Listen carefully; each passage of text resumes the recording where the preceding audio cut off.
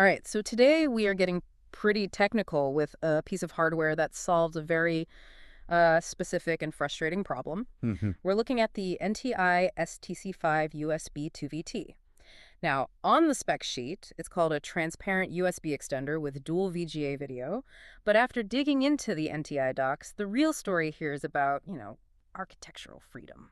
It absolutely is. Yeah. I mean, the point of this deep dive isn't just about some cables.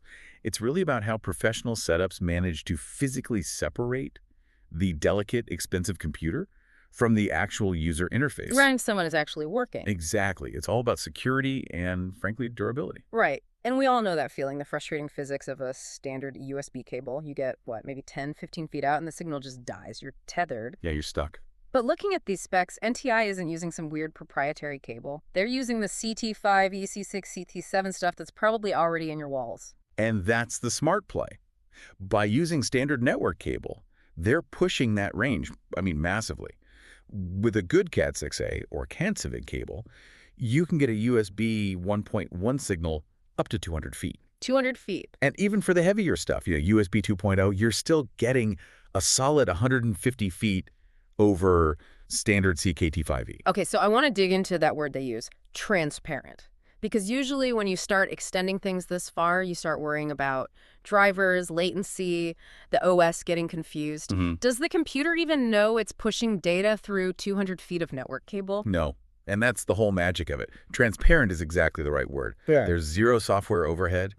The device handles everything so that to the computer, whether it's a PC, a MSC, even a Sun system, it just looks like a native connection. So no drivers? No drivers to install. It's strictly plug and play. That is huge for stability. I mean, if you're an IT admin on a factory floor, the absolute last thing you want is to be debugging some third-party driver conflict. Oh, for sure. And the remote end acts as a 4-port hub, so we're not just talking about a keyboard and mouse. It can handle flash drives, printers, game controllers. It's basically like having a back of your computer right there.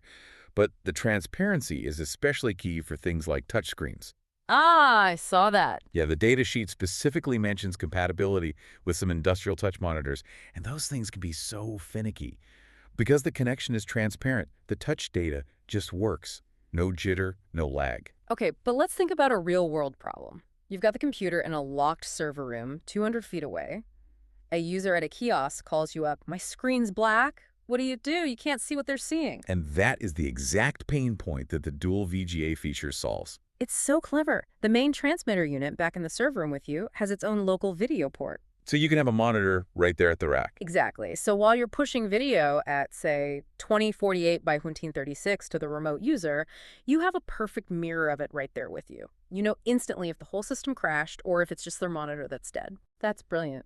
Which leads to the environment itself, because we're not always extending these into nice air-conditioned offices.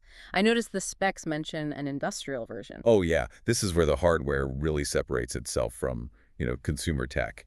The industrial one is rated for temperatures up to 158 degrees Fahrenheit. Wow, that's 70 Celsius. That's intense. That's like an unconditioned warehouse in the middle of summer. Precisely. In those places, you have heat, dust, vibrations, all things that will just destroy a standard PC. So with this, you keep the expensive, delicate computer safe in a clean room, and only the rugged interfaces out there in the harsh conditions. Plus, in a factory full of heavy machinery, Wi-Fi is a nightmare. Too much interference. A total nightmare. A copper cable is reliable. It just doesn't care about all that RF noise. So it's really a bridge, isn't it, between the sterile safety of the server room and the messy reality of the physical world? That's the perfect way to put it. It's securing your hardware while keeping the user in control, no matter how hostile their environment is. It really makes you appreciate the engineering behind those public kiosks a bit more. It does. So before we wrap up, I want to leave you with a thought. The video standard here. We're in an era of 4K, of HDMI, of digital everything, yet this mission-critical device relies on VGA, an analog standard.